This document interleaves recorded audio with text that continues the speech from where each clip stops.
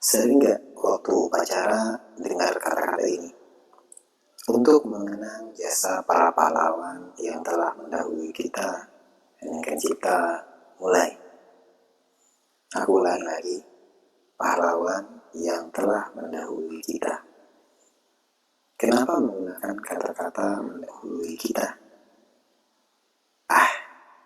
Karena gak lama lagi kita akan menyusul. Ada gak sih yang pernah ngeh dengan kata-kata ini pas upacara?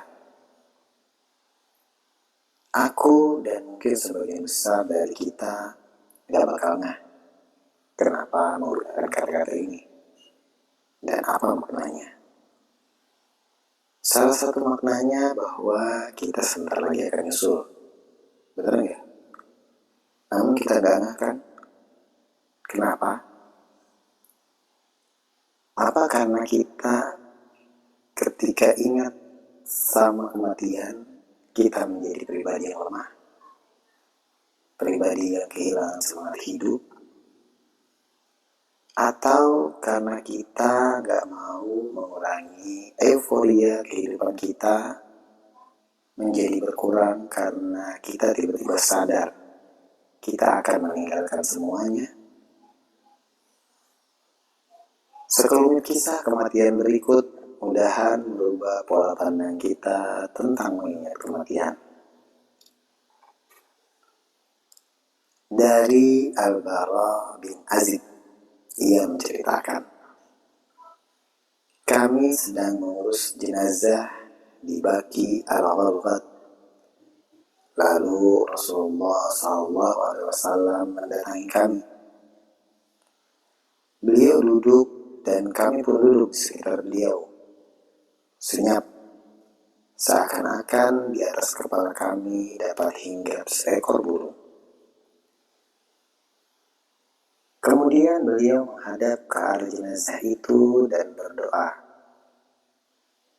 Aku berlindung kepada Allah Subhanahu wa Ta'ala dari azab kubur.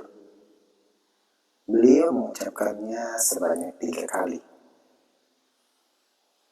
Lalu Rasulullah SAW bersabda, sesungguhnya seorang hamba mukmin jika akan menuju ke akhirat dan meninggalkan dunia, para malaikat turun kepadanya dan cahaya muka mereka seperti sinar matahari. Mereka duduk di sampingnya sejauh mata memandang.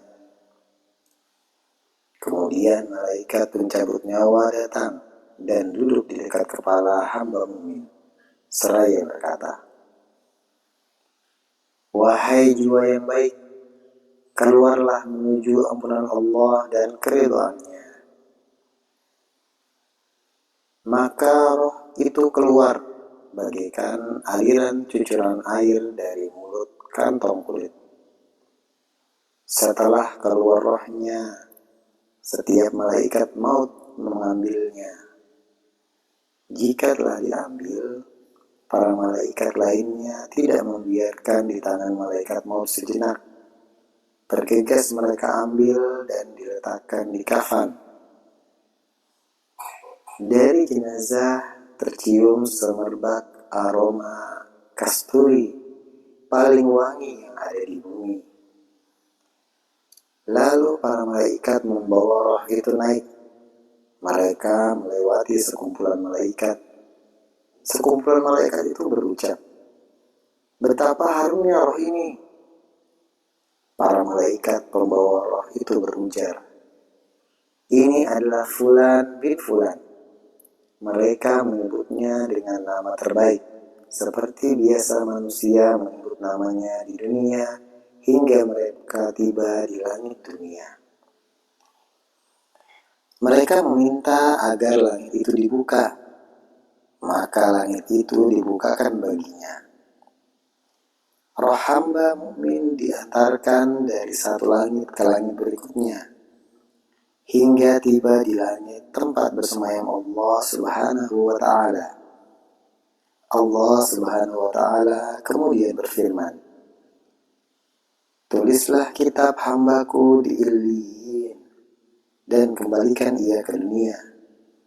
Sesungguhnya aku menciptakan mereka dari tanah. Di dalam tanah pula aku akan mengembalikan mereka. Dan dari tanah pula aku akan mengeluarkan mereka. Maka roh mukmin itu dikembalikan ke jasadnya. Lalu dua malaikat datang dan menundukkan jenazahnya. Dua malaikat itu bertanya, "Siapa Tuhanmu?" Hamba mukmin tersebut menjawab, "Tuhanku adalah Allah." Malaikat itu bertanya kembali, "Apa agamamu?" Ia menjawab, "Agamaku Islam." Malaikat itu bertanya lagi, "Siapakah orang yang diutus di tengah kalian?" Ia menjawab, "Beliau adalah Rasulullah Sallallahu Alaihi Wasallam." Dua malaikat kembali bertanya, "Apa yang engkau ketahui tentang Al-Quran ini?" Ia menjawab, "Aku membaca kitabullah, maka aku beriman kepadanya, dan aku membenarkannya." Kemudian ada penyeru yang menyeru dari arah langit, "Hambaku benar, maka hamparkanlah surga baginya, dan bukakan salah satu pintu surga untuknya." Maka hamba itu didatangkan dengan aroma rohnya yang harum semerbak. Makamnya dilapangkan sejauh mata memandang. Dan ia didatangi seorang laki-laki berwajah menawan. Pakaiannya indah dan baunya harum. Lelaki itu berkata, "Bergembiralah karena sesuatu yang membuatmu gembira. Ini adalah hari yang telah dijanjikan kepadamu." Hamba itu bertanya, "Siapakah engkau? Sungguh wajahmu membawa kebaikan." Lelaki itu menjawab, "Aku adalah amal soleh yang engkau lakukan." Hamba itu berkata, "Ya Tuhanku, datangkanlah hari kiamat, agar aku dapat kembali kepada keluargaku dan hartaku."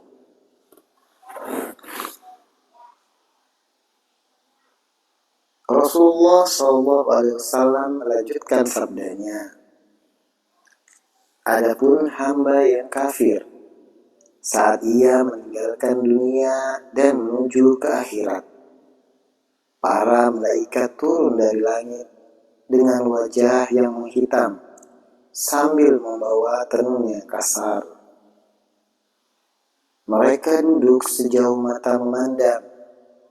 Lalu malaikat pencabut nyawa datang dan duduk di dekat kepalanya seraya berkata, "Hai jiwa yang kotor, keluarlah pada kemurkaan Allah dan kemarahannya." Rohnya berpencar-pencar di jasadnya. Lalu malaikat maut mencabut rohnya itu, sebagaimana mencabut besi berduri dari kain wol yang basah. Jika malaikat pencabut nyawa sudah mengambil rohnya, maka para malaikat lain tidak membiarkan roh itu ada di tangannya sekejap mata pun, sehingga mereka meletakkannya di atas kain yang mengeluarkan bau busuk seperti bau bangkai yang ada di muka bumi. Kemudian mereka membawa rohnya naik. Mereka melewati sekumpulan malaikat hingga malaikat itu pun bertanya, "Roh siapakah yang berbau busuk ini?"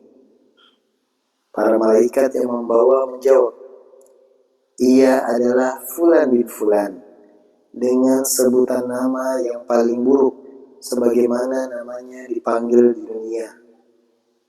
Mereka tiba di langit dunia, namun langit itu tidak dibukakan ketika diminta untuk dibukakan baginya.